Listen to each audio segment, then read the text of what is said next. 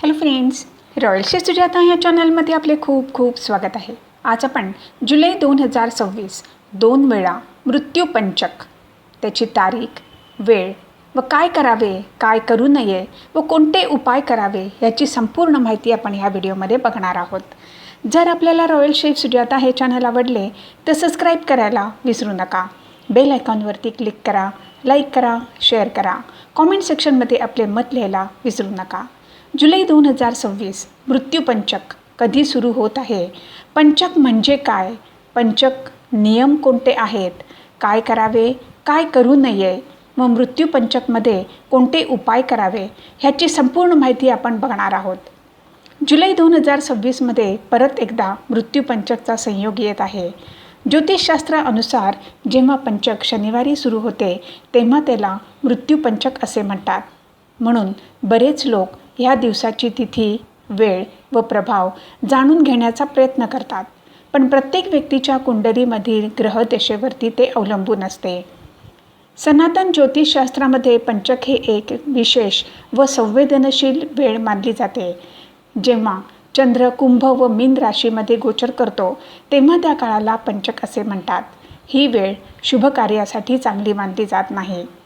पंचकच्या काळामध्ये बऱ्याच कारणावरती निर्बंध आहेत, जसे की घराचे स्लॅब किंवा छप्पर टाकणे, लाकडाशी जोडले केलेले काम करणे. असे म्हणतात की ह्या वेळेमध्ये केलेले काम कधीकधी त्याचे वाईट परिणाम देतात. आता आपण बघूया पंचक म्हणजे काय. पंचक म्हणजे चंद्राची जी स्थिती कुंभ व मीन राशीमधून जाते ही वेळ म्हणजे 5 दिवसांची असते. धार्मिक मान्यतानुसार ही वेळ थोडी संवेदनशील मानली जाते. म्हणूनच लोक ह्या वेळेमध्ये नवीन कार्य सुरू करत नाहीत. जुलै 2026 पंचक कधी सुरू होणार व कधी समाप्त होणार?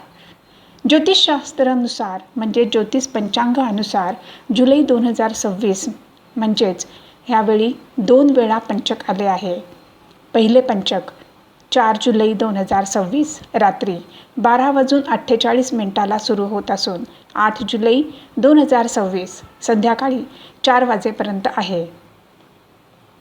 दुसरे पंचक 31 जुलै 2026 सकाळी 6:38 ते 4 ऑगस्ट 2026 रात्री 9:54 पंचकमध्ये काय करू नये? पंचकमध्ये काही कार्य करू नयेत, कारण की ती वेळ म्हणजेच कोणते पण शुभ कार्य करू नये, कारण की ती वेळ अशुभ मानली जाते. पंचकमध्ये लाकडाचे काम, घास, इंधन एकत्र जाळणे कधीसुद्धा करू नये. ह्या वेळेमध्ये घराचे छत किंवा स्लॅब घालू नये, ते अशुभ मानले जाते. नवीन बेड, पलंग खरेदी करू नये. दक्षिण दिशाची यात्रा करू नये किंवा ही दिशा यमाची दिशा मानली जाते. कोणत्यासुद्धा नवीन कार्याची सुरुवात ज्योतिषाशी विचारसरणी केल्यानंतरच सुरू करावी, नाहीतर करू नये. पंचकमध्ये काय केले पाहिजे? खरं म्हणजे पंचक हा अशुभ काळ मानला जातो, पण ह्यामध्ये काही कार्य केली जाऊ शकतात. पंचकमध्ये पूजापाठ व धार्मिक कार्य करणे शुभ मानले जाते. जर शुभ नक्षत्र असेल तर साखरपुडा, विवाह, मुंज हे कार्य करू शकता, पण ज्योतिषी सल्ला घेऊन मगच करा. सरकारी कामं किंवा कोर्टाची कामे केली जाऊ शकतात. रक्षाबंधन किंवा भाऊबीज यासारखे सण साजरे केले जाऊ शकतात. पंचकमध्ये मृत्यू झाला तर काय करावे? खूप महत्त्वाचा हा पॉईंट आहे, लक्ष देऊन ऐका. धार्मिक मान्यतानुसार पंचकमध्ये कोणाचा मृत्यू झाला तर काही विशेष दोष लागण्याची भीती असते. अशा वेळी 10 संस्कार करताना 5 पिठाच्या बाहुल्या बनवून जाळण्यात येतात. त्यालाच पंचक शांती असे म्हणतात. असे केल्याने दोष जर असेल तर त्याचा प्रभाव कमी होतो. आता आपण पाहूया 5 प्रकारचे कोणते पंचक आहेत व त्याचा प्रभाव काय आहे व त्याचे आवश्यक उपाय कोणते आहेत. रोगपंचक. जेव्हा पंचक काळ रविवारी सुरू होतो तेव्हा त्याला रोगपंचक असे म्हणतात. ह्या काळामध्ये स्वास्थ्य संबंधित समस्या होऊ लागतात व आजारी पडण्याची चिन्ह दिसू लागते. यज्ञ, हवन ह्या प्रमुख धार्मिक अनुष्ठान किंवा शारीरिक श्रम करण्यापासून लांब राहावे. जेव्हा भगवान शिव यांची पूजा अर्चा करणे व महामृत्युंजय मंत्राचा जाप करणे लाभकारी मानले जाते. राज्य किंवा नृपपंचक. जेव्हा पंचक काळ सोमवारी ह्या दिवशी येतो तेव्हा त्याला राज्य किंवा नृपपंचक म्हटले जाते. सरकारी कार्य, नवीन नोकरी सुरू करण्यासाठी किंवा सरकारी योजनाचे नियोजन करण्यासाठी ही वेळ अशुभ मानली जाते. जर ह्या काळामध्ये कोणतेसुद्धा कार्य करणे आवश्यक आहे तर सर्वात पहिल्यांदा गणेश पूजन म्हणजेच गणेश भगवान यांची उपासना केली पाहिजे. अग्निपंचक. मंगळवार सुरू होणारे पंचक अग्निपंचक म्हणून म्हटले जाते.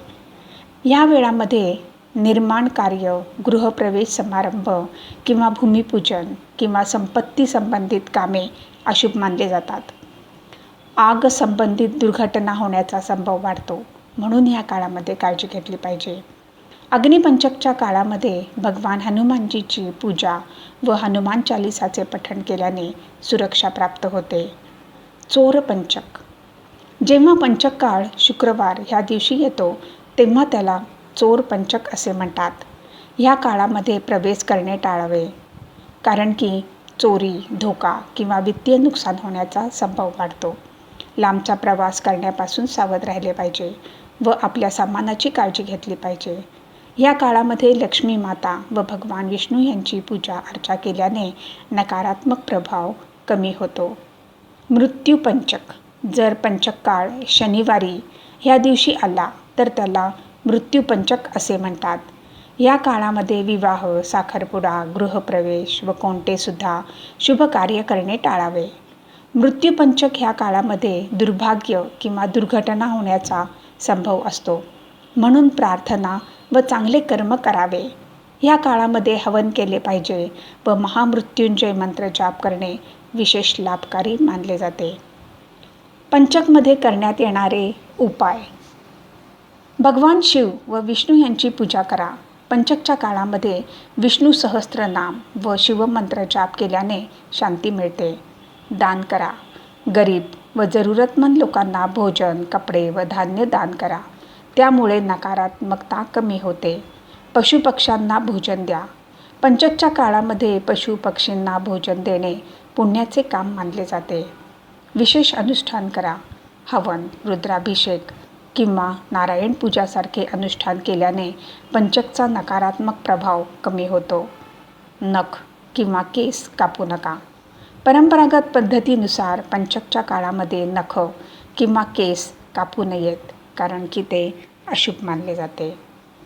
फ्रेंड्स, जर आपल्याला रॉयल श्री सुजाता हे चॅनल आवडले तर सबस्क्राईब करायला विसरू नका. यापुढे सुद्धा आपण अशीच उपयुक्त माहिती बघणार आहोत. धन्यवाद.